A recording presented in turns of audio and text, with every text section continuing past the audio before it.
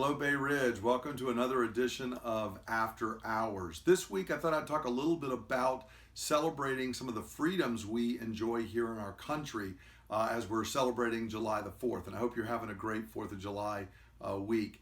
On Sunday, I talked a little bit about the essential nature of freedom, the true freedom, and what that is. And freedom ultimately is our ability to live in accord with the way God has made us, to live as those who are image bearers of God, which means that we live in righteousness and holiness. We live free from the domination of sin, and we are able to express what it means to be the image of God.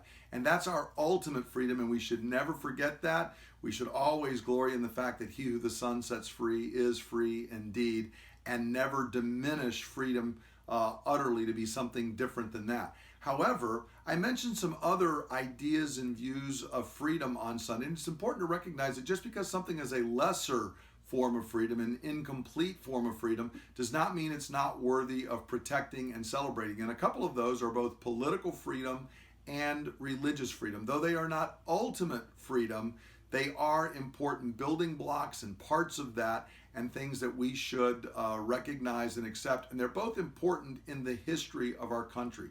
Our political freedom, the ability to be able to elect and select our own leaders, to not be governed by a tyrant that would dominate us by their own political will, is a very important freedom, and it's part of what it means to be in the image of God. As the image of God, we are created to be free beings, to exercise under God's sovereignty, freedom and choice, and not being dominated by others.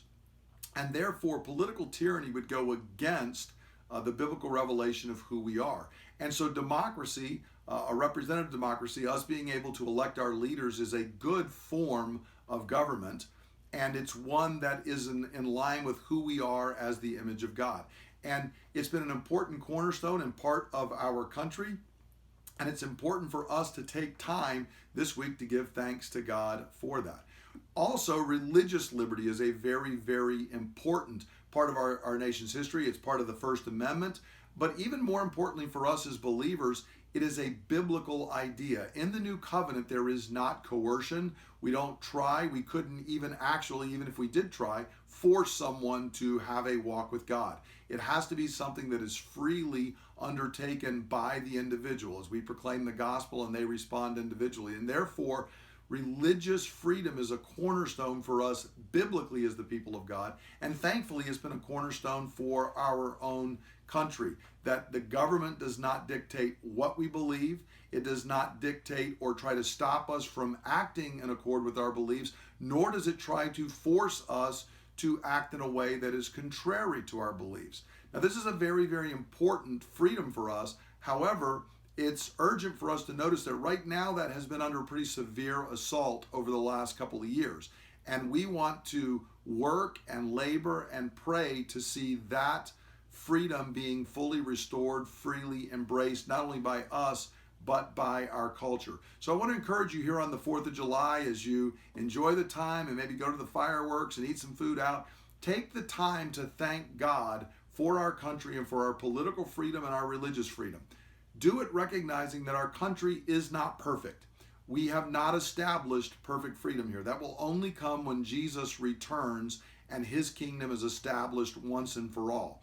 America has flaws. For example, for a long period of time, we had an institution of slavery here, which is completely antithetical to freedom. So our experience of freedom has always been partial at best.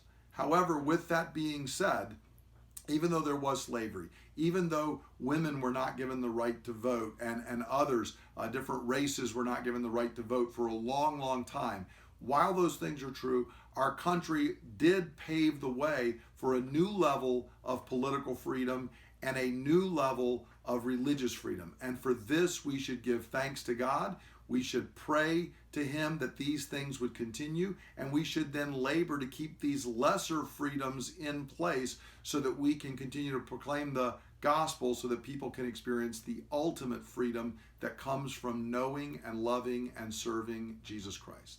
I hope you have a great week celebrating the 4th of July, and I look forward to all of us gathering back together for worship on Sunday.